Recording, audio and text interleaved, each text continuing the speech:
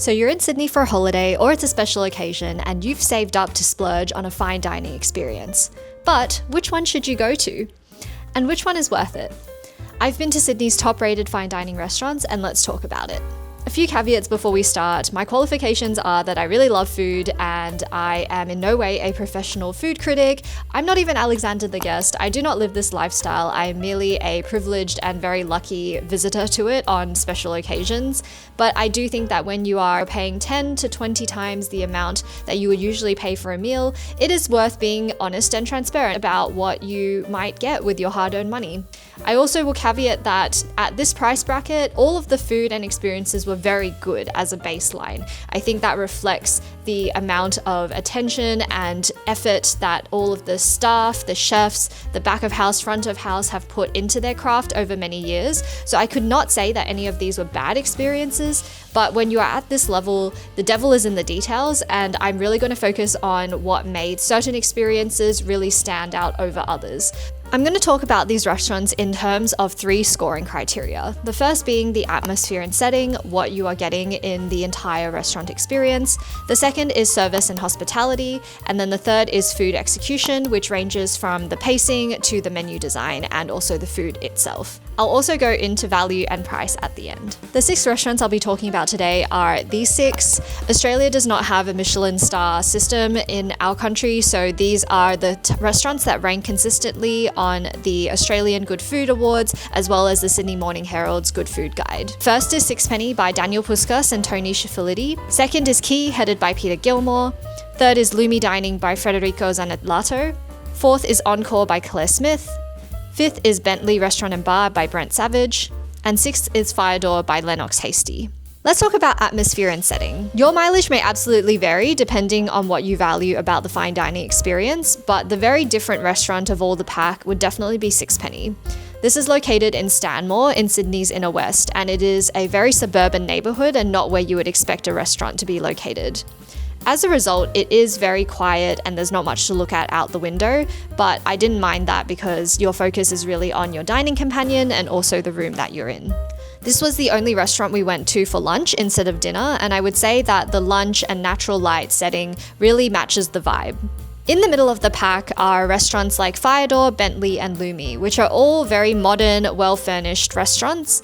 I would say that Firedoor's value seat is definitely at the bar where you can see the chefs at work. We actually saw a couple get moved from the table up to the bar halfway through their meal, and we thought that this was a feature of the experience, but it turned out it wasn't, and we did have to specifically request that from the staff, but they were happy to oblige for the last course. However, at that point, all of the chefs had already started packing up, so I would definitely suggest sitting at the bar if you can. Out of Bentley and Lumi, the stronger setting of the two would be Lumi, where you get a slight water view even though it is docked boats in the Piedmont Pier, but it is a little corner tucked away in a lovely glass house setting and it feels very atmospheric at night. By far, the best views of the lot are from Encore and Key. They have the most iconic views of Sydney possible, especially in Encore, which is high up on the Crown Tower, and it is probably the most panoramic view you're going to get of Sydney outside of sitting in a helicopter. Key has also a very iconic view of the Sydney Opera House, panning all the way over to the Sydney Harbour Bridge in their glass ball, and I would definitely ask for that when you go to book. Service and hospitality within the fine dining industry is a little bit like staying at a 5-star hotel, where a certain level of polish and professionalism is kind of expected just as a baseline. However, I do think that there are a lot of stereotypes about fine dining feeling really snobbish or judgmental and you're looked down upon by the waitstaff. And I will say that I didn't feel that at any of the places we dined. And I think in general, Australian dining tends to be a little bit more relaxed. So we dressed up a little bit for the occasions, but we definitely saw people dress more casually or dress down. And I didn't feel like there was a noticeable difference in the way that the waitstaff treated any of the guests because of that. I'll also say that it's really important as a guest to also be really courteous and understanding, as much as it is expected for waitstaff at these fancy restaurants to be accommodating and polite. You should also hold that standard for yourself as a guest. One of the really standout examples was our waiter at Lumi. He wasn't our waiter the entire time, but whenever he came around, you really felt the difference in the way that he introduced the dishes. Most of the waiters are well versed in the menu. They will come and explain the story of the dish, but this waiter in particular was just so warm, was able to weave personal anecdotes, little jokes within the introduction of the dish, and it just felt like a much more tailored experience. Under no circumstances will we allowed to share something.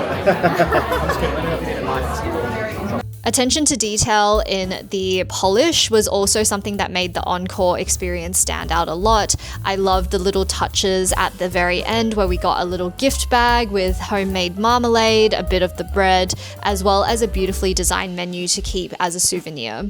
Both Encore and Key had small stools ready for my handbag, which I thought was just one of those little touches that you don't necessarily ask for in a restaurant experience, but you're just like, oh, that's so nice when it's actually there. Top of the list for me in terms of service and hospitality would definitely be Sixpenny. I cannot rave enough about the attention to detail that the staff showed throughout the entire course of the meal. Everything from the fact that they had meticulously arranged the fork and knife in the precise distance apart so that any plate coming in would not require additional adjustment was just incredible. Chef's kiss in terms of how polished that is and how intentional.